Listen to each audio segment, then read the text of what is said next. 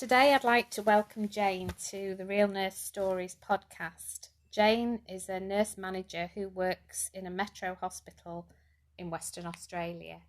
Hi Jayne, and welcome to today's podcast.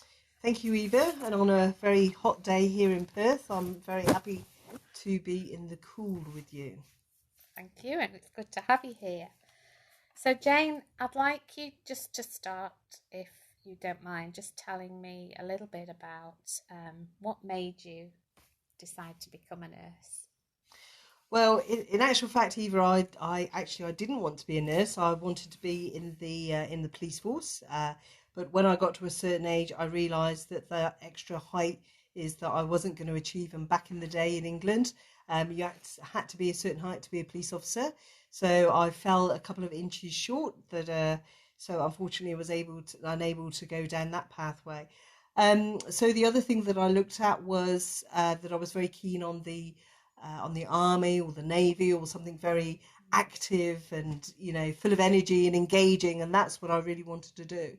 But then as I got just a little bit older, a couple of years later, I decided that probably that wasn't for me, and then I started looking at social working. And social working, why? Because it seemed like back in the day, it seemed like quite a hippie thing to do. I just remember social workers having long flowing skirts and being travellers and hippies, and I thought, oh, that's kind of like, I wouldn't mind doing something like that. But aside from that, I also had a strong sense of justice and purpose and caring for people. And I guess I was always the person at school and even friends' mums used to chat to me about problems and issues, and I used to spend hours talking through things with them. So there was always this part of me that was very social and caring. And then when I was about 17 or 18, my father was in hospital, and we were chatting, and I was visiting him in hospital one day, and my dad was saying to me, well, why don't you become a nurse? Because I was still at that crossroads. And I remember very clearly and very distinctly turning around and saying to him, oh no, I don't want to become a nurse, because all I'm going to be doing is emptying bedpans. That's all I'm going to do, and I don't want to do that. However, as all little girls and their fathers, we're always the apple in our father's eye. And gradually the idea developed, and I thought, actually, yes, I wouldn't mind being a nurse. And as I used to go in and visit my dad over that week when he was in hospital and he was having surgery, I thought, wow, actually there is a little bit more to nursing than, just emptying bedpans and urine bottles and cleaning people up and everything. So, yeah, I saw how they engaged with him, and I wanted to be a part of that. So that's how it triggered me to become a nurse. So it was the seed that my father planted, and so that's how I took that pathway. And what was it, obviously, when your dad was in hospital, that changed your perception of nursing? What was it, do you think, that changed? Was it, what you saw nurses doing, or what was it that kind of made you rethink that? Yeah, look, I think just sat there looking around and seeing how the nurses were engaging with other patients, seeing how vulnerable they were and how much they needed a person to come across and link to and support. I think it was the vulnerability and how important that was to care for them, I think was the main thing.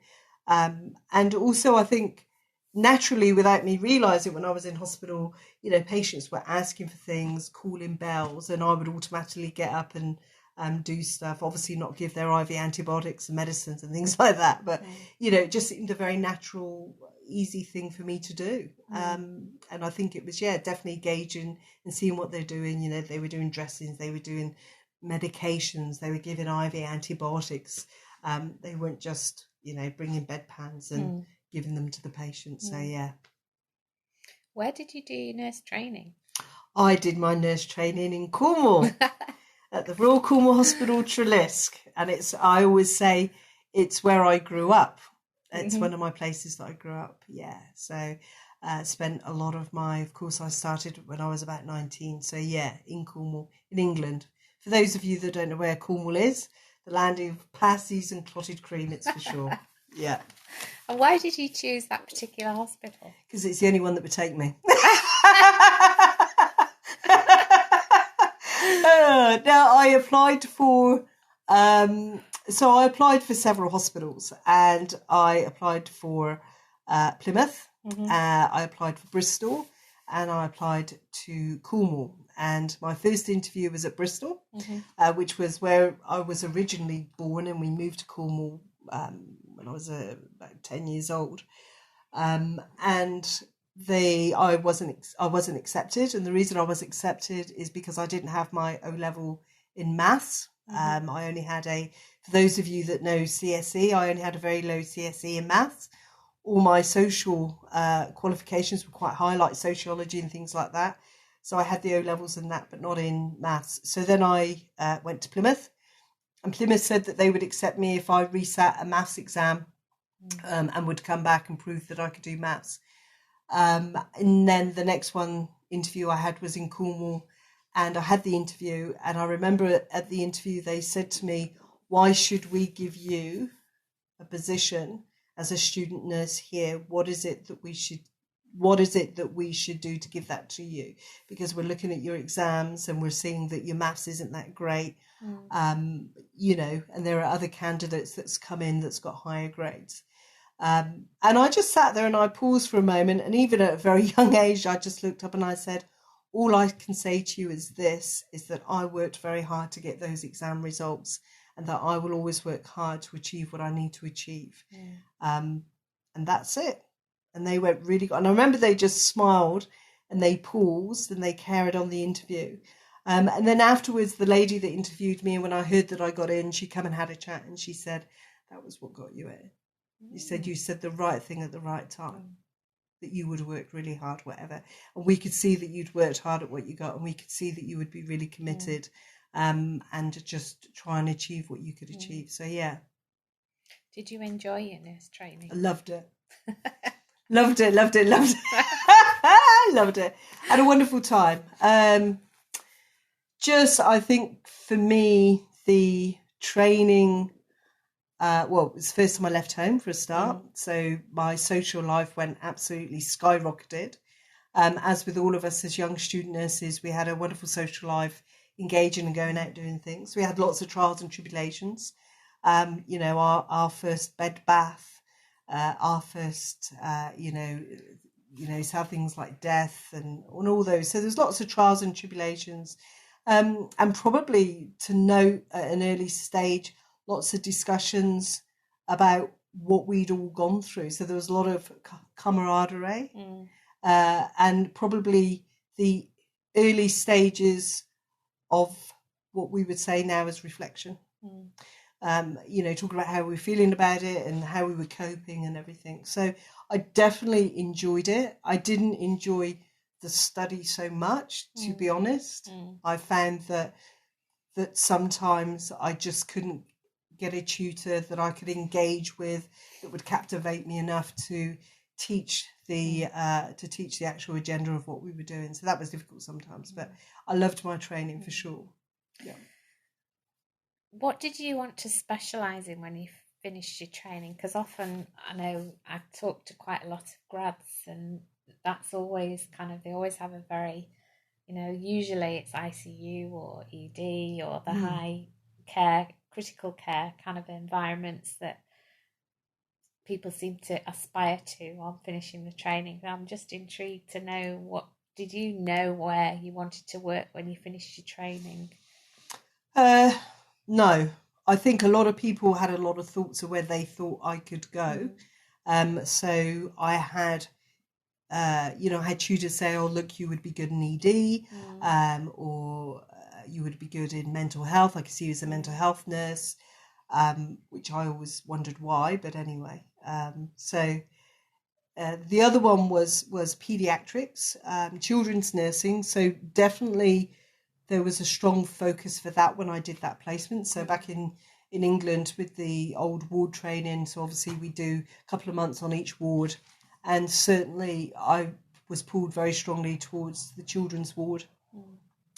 Did very well on that ward and I really enjoyed it. At the end of that module, we had a conversation with our tutor at the end of each module, and they basically said, I think you found your forte. I think this is you. This is what you should be doing. And I was a second year student nurse, and I just remember at that stage I looked up and I said, I can't do it, because I felt too emotionally involved and broken. I felt that I couldn't detach or do my job and go home with the children. It pulled on my heartstrings too much. So probably if I had to say one thing that I was most strongly attracted to do would have been children's nursing, but I shied away from it because I just felt that I wouldn't be able to do that long term or manage it at that age, at that stage.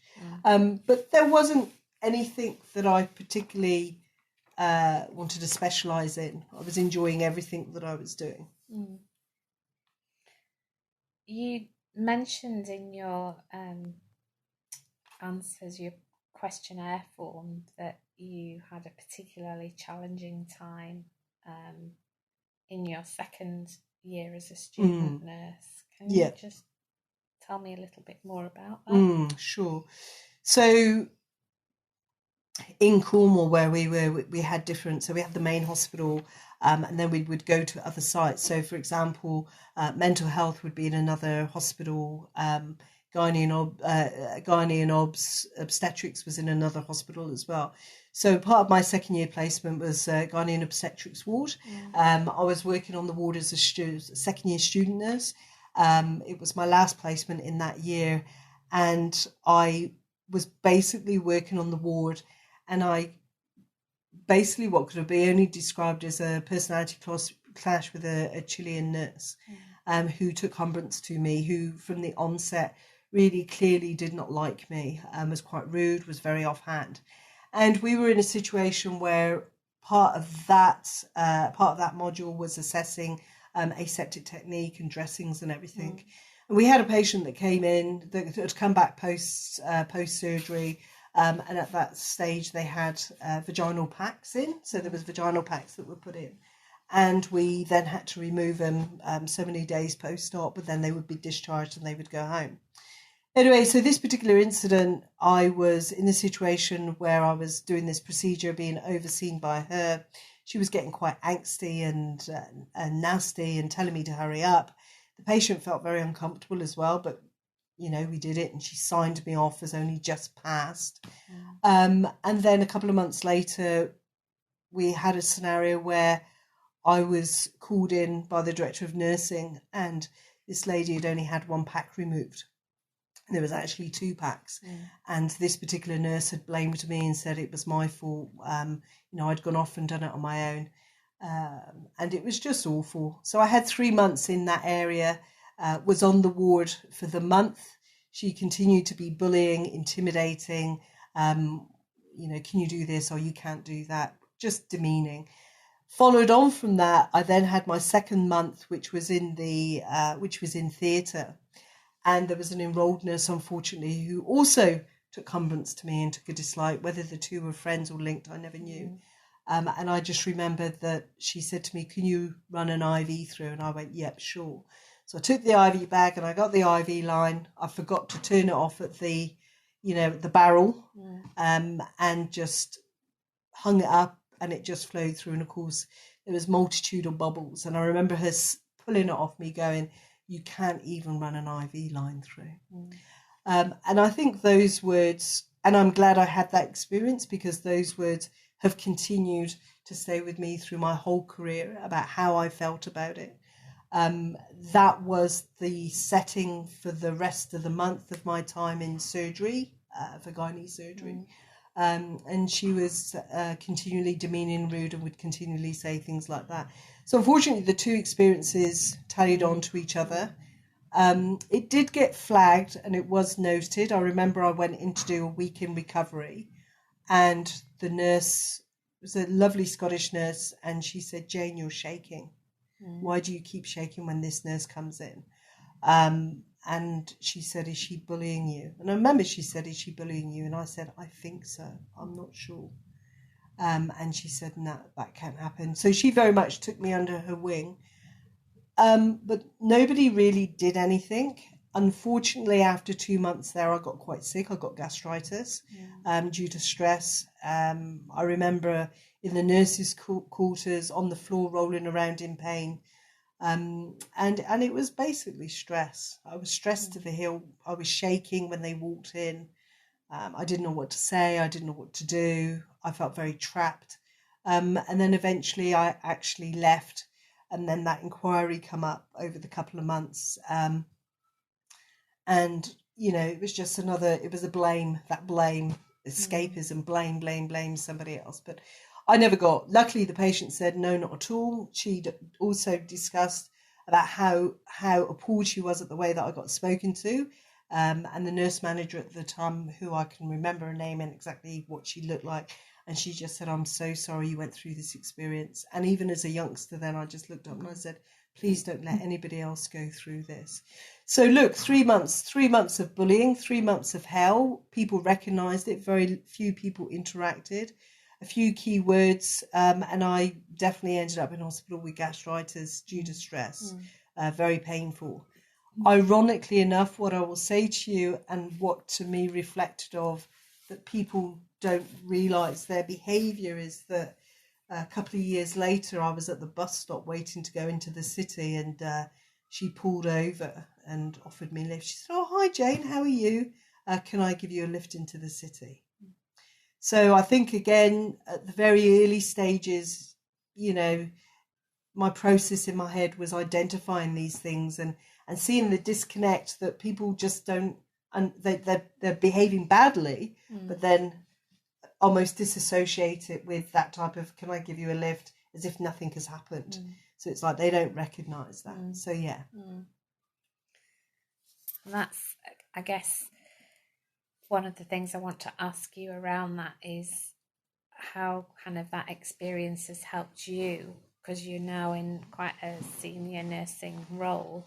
I'm just curious to know how that experience has shaped you as a leader now. As a leader, it's made me incredibly sensitive to the team around me, to junior people, especially.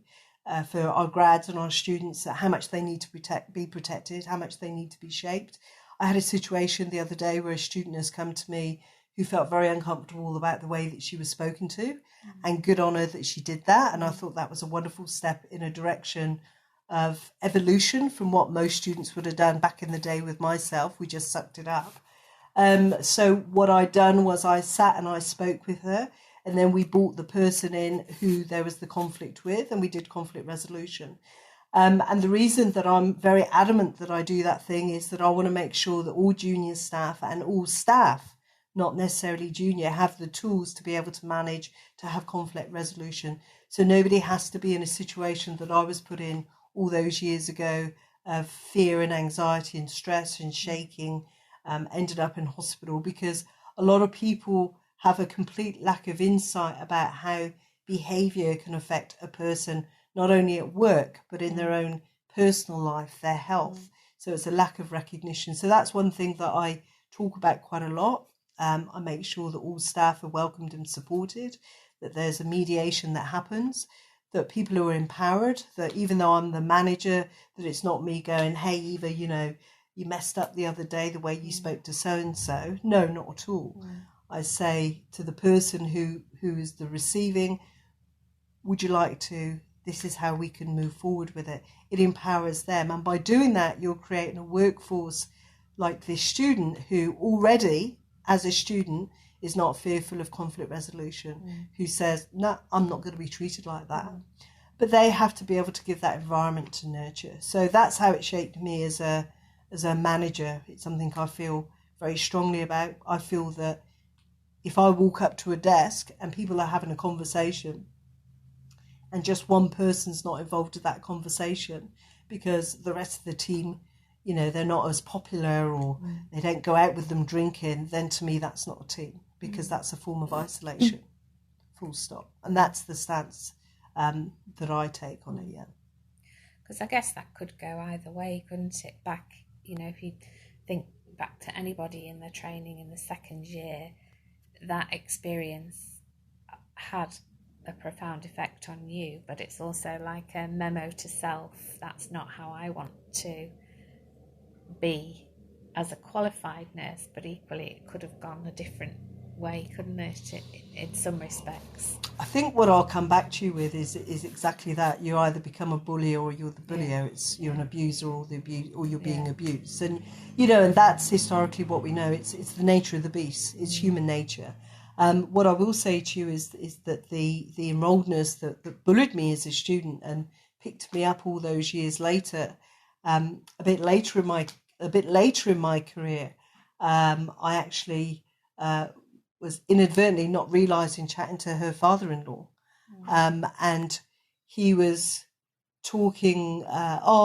Do you know so and so? Did you? And I was going, oh yeah, I did. And of course, ever the cautious. He goes, oh yeah, she's great. She's this. She's a wonderful daughter-in-law. Da da da. But she had a rough time. I said, what do you mean she had a rough time? So it wasn't until years later that I realised that she'd also been bullied. During her training. So I think that we have an acute responsibility. We need to recognise that we are accountable for chain reactions, and I don't think sometimes that we realise the big impacts that we can make in people's future careers and in their life. So we need to be very accountable. A bit like climate change at the moment. We all need to be accountable. Absolutely. What do you think is the most difficult part of being a nurse? HR. Tell me more. Team dynamics. I think that as individual people, outside of whatever career we're doing, whether we're nurses, doctors, cleaners, or whatever, it doesn't make any difference. At the end of it, we're all individuals. We're all people with human emotions. And as individuals, we all react differently. And just because you go into nursing doesn't make you a martyr. It doesn't make you, not exposed to vulnerability, of not being able to, demonstrate weaker sides of yourself. It's like all Christians don't always demonstrate Christian behaviour. So, there is this martyr thing with nurses, and I think it's sometimes to our detriment in that, we've been put as these heroes, as these martyrs, we absorb and we do everything and we take everything, and that's great. So I think in terms of that, when you're dealing with medical situations, when you've got such exposure to trauma, often it might not be felt at the time. It may be felt a bit later, and it comes out in different ways. So the human resource side of dealing with those issues, it could be what an individual's going through, how they reflect, how they experience, or how it affects the teams, how it can fragment teams. Or if somebody internally is suffering and hasn't expressed how they're truly feeling, we all know that some people, you can get snappy and snarly. And it's not that you intentionally want to be snappy and snarly. It's because you're actually saying, well, actually what's going on inside is this. So I think that's the most tricky thing. And at the end of the day, teams are all different personalities, different cultures. They're culturally diverse in where they come from. They're culturally diverse in what class they're from, what environment they're from, what their belief systems are, So there's all these cultural diversities that you bring together. And let's face it, the challenge is that most of the people you work with, you certainly wouldn't go out socialising and drinking with. So that's the biggest challenge that I have. And are you able to share some of the practical ways that you put some of those measures into place that you've just talked about? So on a day-to-day basis, how do you foster that in the team that you lead? Sure. So I think that the key thing, and it's not always successful, is to listen to what people want and not presume that you think you know what they want. So, maybe as an individual that I would be quite happy to converse and reflect and discuss. Some team members may not feel that is what they want to do. They may just feel that they want to sit in a quiet corner and not necessarily express what's going on at that time, and just might need time and space. So to me, is one of the things is foster is if, people come to me, or I can see that they're struggling and they need to go home, or they need to take some time off of space. I don't question it. I don't go, oh, why do you want to go home early, or what's going on here? Not at all. Also is to listen. We have our regular team meetings, which is a forum of which if they want to discuss stuff, they can be open and bring things to the table. They've learnt that I have an open door policy where literally, within the realms of, if somebody comes to the door, I literally stop what I'm doing and turn and go, are you okay? How can I help you? And they always, which is really hard, but they always open up saying, look, I know you're really busy. And I always say, I'm always busy, but never too busy to stop. So it's reinforcing that I'm there, I'm here, I can listen, I can stop what I'm doing. But at the same token is to be realistic about that and set clear boundaries. If I have a deadline where I have to meet something, because we do sometimes, then I say, look, not right now, but give me 5 or 10 minutes, or just give me half an hour so I can loosen this up. I have a tendency to go in early in the morning as well to catch the night staff, because sometimes they don't always have a forum of discussion. So it's just giving people individual time and space to talk. And we also have CN meetings as well, depending on the workload, whether they're free to come to them or whether they choose to. And I think that's the thing, is being flexible. It's not making people think that they have to come to a meeting, that we have to have those conversations, and supporting their needs through training. I mean, there's a huge cultural thing, maybe in a specialised area, that if a staff member wants to go off and do something else and it's not related to the area, then you're less likely to support it. Whereas I don't work like that at all. I feel that, if a staff member has an interest in a different area and they've done as much as they've done in this area, that we should foster that, because it's maintaining their enthusiasm. So you're allowing them to go and do something that reignites that enthusiasm, that motivation. And sure as eggs are eggs, that some of what they would have learned will come back and be of benefit. May not see it initially if it's a specialised area, but I think I think that's quite important as well. One of the things I want to ask you, because appreciating that a nurse manager's role is not the easiest of roles these days. There's a lot of pressures in terms of, the admin side of the role. You've touched on the HR processes, but there's a lot to that role. Can you share one of your personal habits or daily routines that contributes to how you maintain that balance in your life and deal with some of those pressures? Sure. So I think first of all is that I do have a bit of philosophy generally in life. Everything's in the right place at the right time. I don't think that we can control everything, and I think that's one key thing is that I've learned is by trying to control everything and make sure that it's running tight and clear, as that can take up a lot of energy. So it's learning to let go of some of those things. It's you choose your battles. There are some that you might put a lot of energy in, but at the end of the day, is it worth putting that energy in? Is it worth waiting and just reflecting and then seeing about a different approach? So really choosing your battles in that way, I suspect, is the main thing that I do. So reflection is that I discuss and go through those professionals that I trust, and confidential scenarios, reflect on how I've managed this scenario. Can I improve on that? Take ownership of what may have been mine, but don't take ownership of the rest. I think that's another key thing. I won't take responsibility of something that I'm not responsible for in a conversation, a meeting, a discussion, an argument. I think that by doing that, you lose a sense of self. You just take ownership of what you've done and then develop the rest on what you know that you haven't done. Mostly. Okay. Knowing what you know now, looking back over your nursing career, what advice would you give to a young nurse just starting out, someone perhaps just going into their training? What advice would you give them? I think the key advice would be is do not allow yourself to be questioned and judged, to be made to feel that you don't have the capacity to do something. We all have the capacity to do things. It's just a case of learning and finding the right track and the right pathway for learning. So in other words, as a junior staff that we're starting off, it's quite inevitable that you're not going to know everything. But there are lots of routes and pathways that will help give you that knowledge and confidence. Don't allow other people to stomp on you and make you feel inferior or less than what you are. Good advice.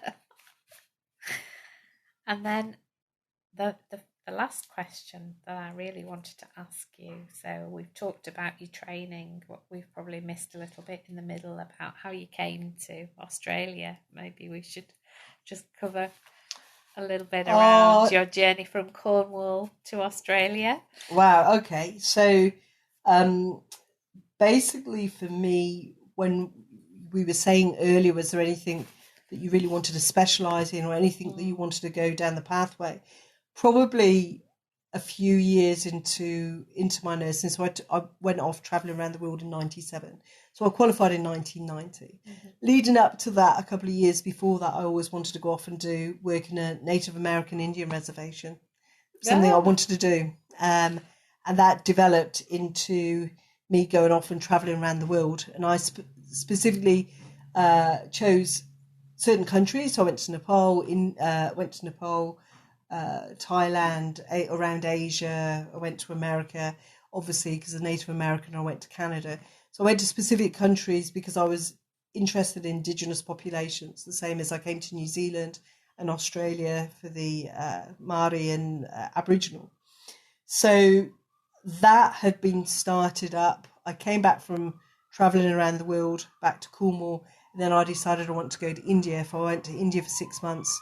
And I did some voluntary work in India, in Nepal, sorry, not India. I travelled around India for 6 months, then went to Nepal, did some voluntary work up in Mount Kailash, and then came back, and like that really triggered me to want to do some sort of aid work, but I just didn't know what.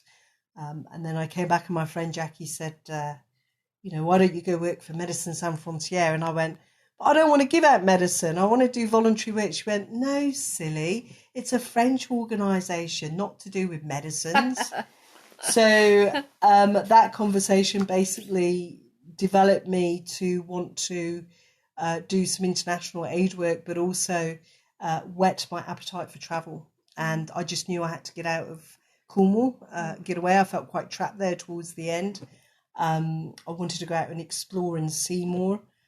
So I ended up going to New Zealand for 12 months and then to follow the pathway of working for voluntary work, aid work like MSF, the infectious diseases. So I applied to work in Melbourne in the hospital there that did infectious diseases. And it was one of those sliding door moments. I'd gone back to Cornwall after New Zealand for 6 months, was applying to Australia to get to do infectious diseases, was getting nowhere, and I wanted to get back out of Cornwall and get to Australia. So in the end I got offered a job at Charlie's, which I accepted in Euro.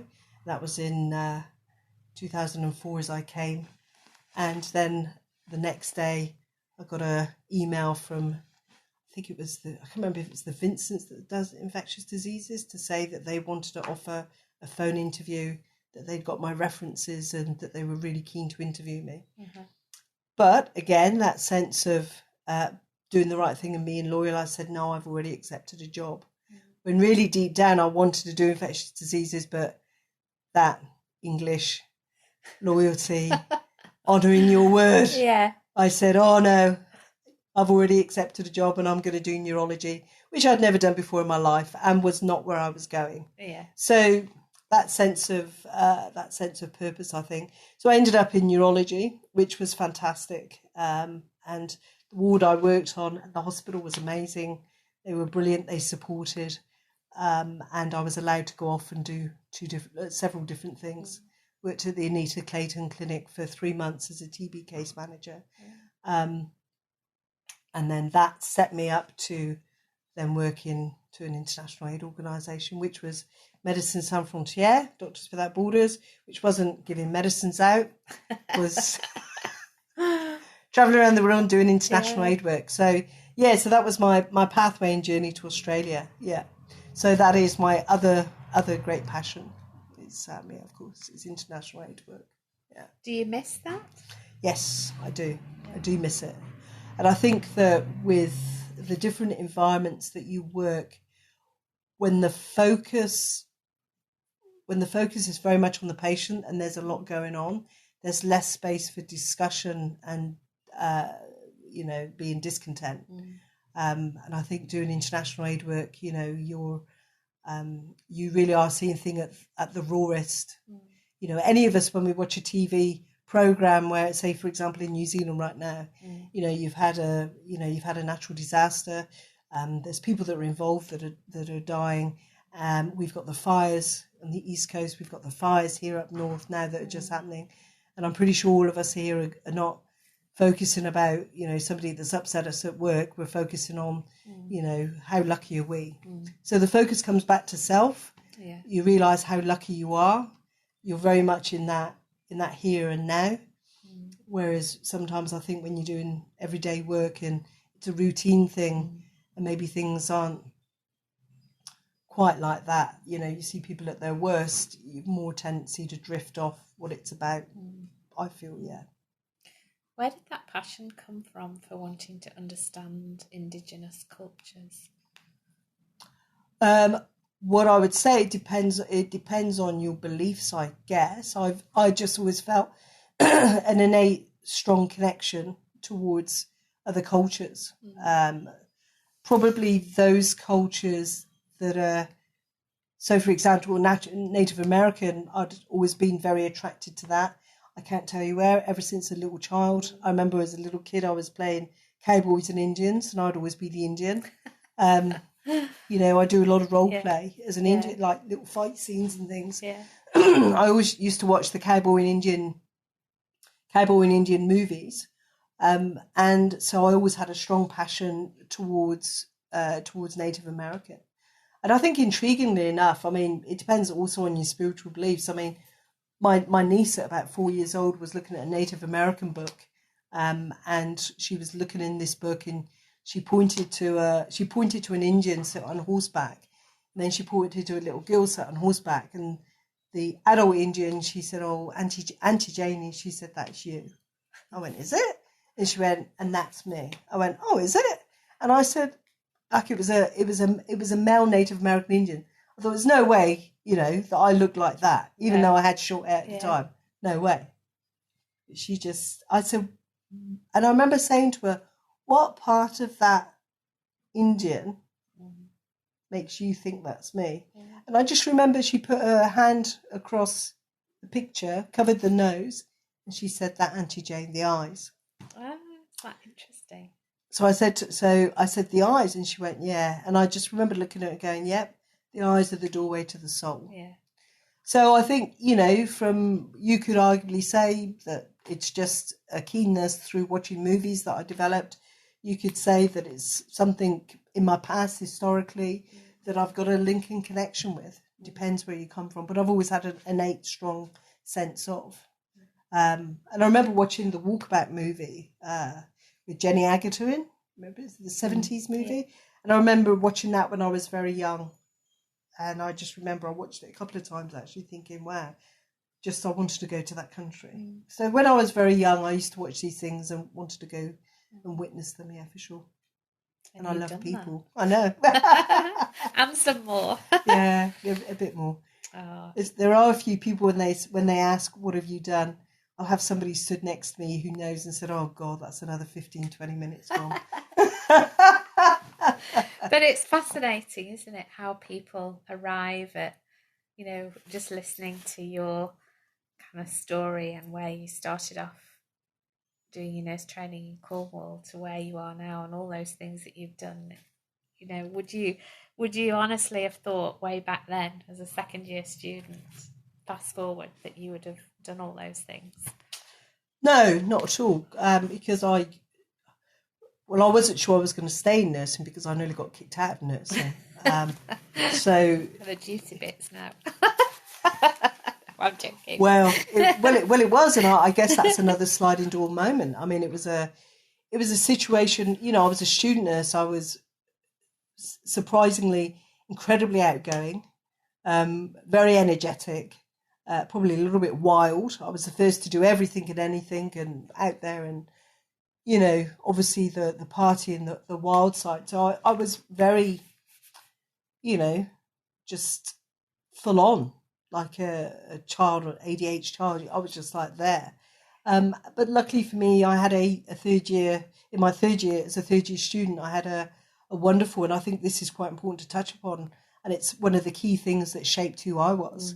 I had we would call a ward sister, matron, and she was a northerner from up north of England, called a spade, and I was a third year student on her ward. She was very aware of my wild reputation, and it was a surgical ward. It was an elite creme de la creme ward. It was well respected and well known.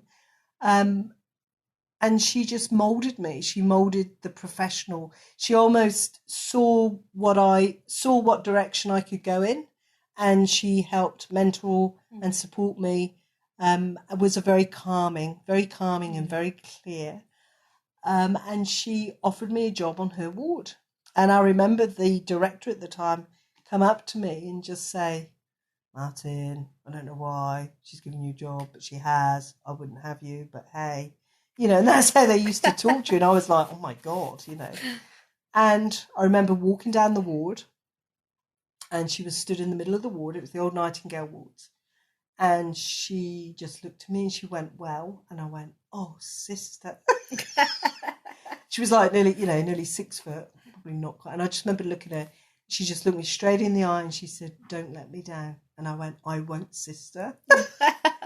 And that was it. And so she came into my life at a time which was absolutely correct for my career pathway. It was for sure. So she helped mentor who I was. But at the same token, there was another ward sister who supported me when I went through a patch where, as I say, I nearly left nursing, or was nearly asked to leave nursing by inadvertently, accidentally setting off a fire alarm for the hospital after a few drinks coming out of the social club. And they just swapped it from glass to, that push thing. And of course, when you've been drinking, your sense of touch isn't good. And we were investigating it. So look, I guess it's a reminder how quickly things can be taken away, and how mindful you need to be. But it was a wake-up call for me. And I just remember getting called into the office. The director of nursing was there, the chief officer from the fire brigade was there. Everybody was there, saying, "Hey, look, you get prosecuted. Yeah, that's it." But it wasn't until years later that I realised that they were never going to do that. No. It was just that they was doing a gentle reminder. Yeah. So I think those were two clear defining moments in my career and who I was. Yeah. And I think recognising how easy, key thing I came from that is how easy it can make a mistake without intention, but not to judge, but to help support. So you have several pathways for that. People make mistakes, you don't judge them, you support them and you develop them. And then, hey, look, see where they're at. And you say, did you think that you would end up doing all this? And what I would say to you is that probably about 7 years ago, I arranged a big reunion, a hospital reunion, and I met some of our tutors and some of the ward sisters there. And I was chatting to one, and I said, "Well, I never thought I'd end up doing this." And she looked at me and she said, "No, we thought you would. We didn't see you staying here at all." So what I thought and what they saw was two different things, for sure. Yeah. And I guess that's the value of mentorship, isn't it? What you've just described there. I think that's why it's very important to mention. Yeah. Absolutely. Saw that in you and cultivated it, even though you didn't see that yourself at the time. Yeah. Yeah. But I think the other thing to mention is that when I was mentored and supported, that was great. But I then went the other way in that I then wanted to be, within 5 years, I wanted to be the ward sister. I said, 5 years' time, I'm going to be a ward sister, because then I felt I had to prove myself. I had to prove that I had the capacity. I had to prove that I wasn't this wild thing, that I could do stuff, which was great. But then I went the opposite way. Yeah. And then I go back to the chance meeting for the ward sister who was in my second year. My second year obviously keeps coming up. My student nurse. I've mentioned it 3 times now. So that was obviously defining moments for me mid-career. Yeah. And she supported me at that time, and I didn't know if I was going to get kicked out of nursing. I came to her ward. And she said, look, don't worry about it. It's going to be okay. And she reassured me, and she was great. But a few years later, just before my 30th birthday, when I was heading towards this ward sister thing, and I was going to buy a bigger house and stay where I was doing, I bumped into her in the stairs, and I said, thank you, sister, blah, blah, blah. This is what I'm going to do. And I remember she turned to me, and I told her at this reunion, and I said, well, it was you that triggered me to do this. It was you that got me on that path again. So she just looked at me and she said, don't forget who you are, Jayne. Don't forget that second year student nurse who wanted to go and see the world, that had so much passion and light and wanted to get out there and do it. She said, don't forget that person. And again, I just looked at her and I went, thank you, sister.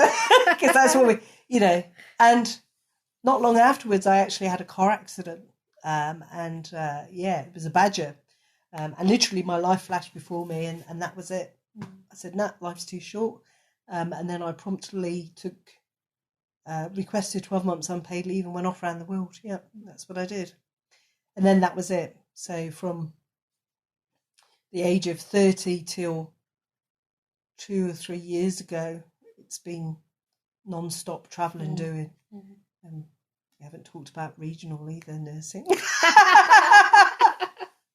That's probably for another episode. No, seriously, going back. Mentorship is just to recap, mentorship is incredibly important. Reflection is incredibly important. Being non-judgmental, recognising that how fragile our workforce is, not just junior and students, but as a rule, nurturing each other is the most important thing. And those are the key things, I think, for me. Yeah, for sure. What would you most like to be remembered for in your career?